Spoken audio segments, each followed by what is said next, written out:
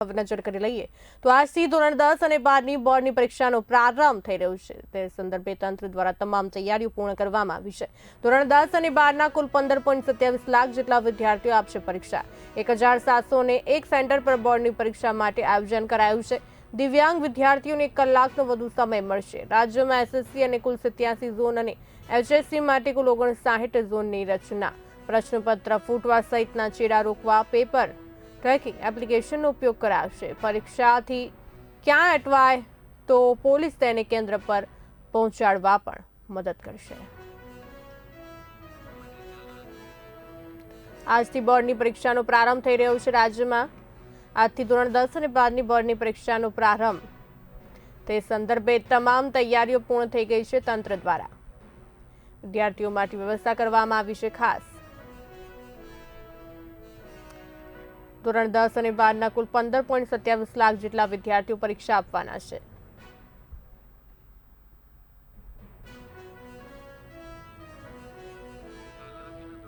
એક 1701 સેન્ટર પર બોર્ડની પરીક્ષા માટે આયોજન કરવામાં આવ્યું છે. દિવ્યાંગ વિદ્યાર્થીઓને 1 કલાકનો વધુ સમય મળશે. રાજ્યમાં એસએસસી માટે કુલ 87 ઝોન અને એચએસસી માટે કુલ 59 ઝોનની રચના. પ્રશ્નપત્ર ફૂટવા સહિતના ચેડા રોકવા પેપર ટ્રેકિંગ એપ્લિકેશનનો ઉપયોગ કરાશે. પરીક્ષાર્થી ક્યાંય અટવાય તો પોલીસ તેને કેન્દ્ર પર પહોંચાડવા મદદ કરશે. 18મી માર્ચ સુધી હેલ્પલાઇન પરથી વિદ્યાર્થીને માર્ગદર્શન મળશે.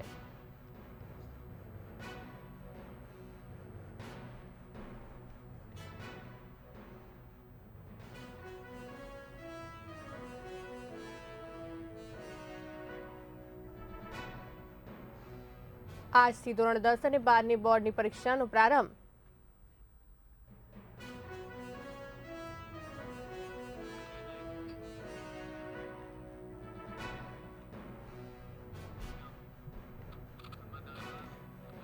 આ સાથે વધુ માહિતી આપવા માટે અમારા એસોસિએટ એડિટર ઉમંગ સોની જોડાઈ ચૂક્યા છે લાઈન પર.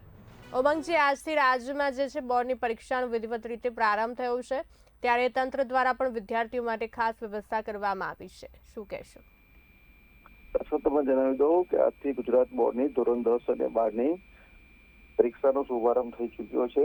તમે જણાવી દઉં કે ધોરણ 10 અને 12ના લગભગ 15 લાખથી વધુ વિદ્યાર્થીઓ પરીક્ષા આપવાના છે અને 1700થી વધુ સેન્ટરો પર આ પરીક્ષાનું આયોજન કરાયું છે.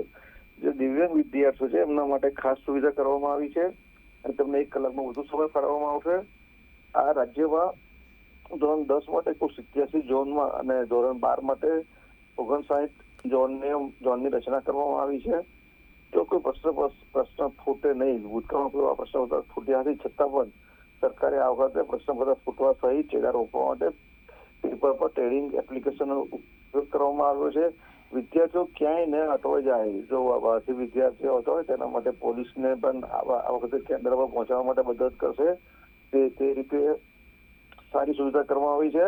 18 માસ સુધી હેલ્પલાઇન પછી વિદ્યાર્થીઓને માર્ગદર્શન મળશે. વિદ્યાર્થીઓ કોઈ રીતે ગૂંચવાયા હોય કોઈ પણ રીતે તો 18 માસ સુધી તેની હેલ્પલાઇન શરૂ કરવામાં આવી છે અને ગુજરાત ત્યાં શિક્ષણ મંત્રીએ ગાંધીનગર ખાતે પહોંચીને વિદ્યાર્થીઓને પરીક્ષા શાંતિથી અપાય તેના માટે શુભેચ્છાઓ પણ પાઠવી હતી.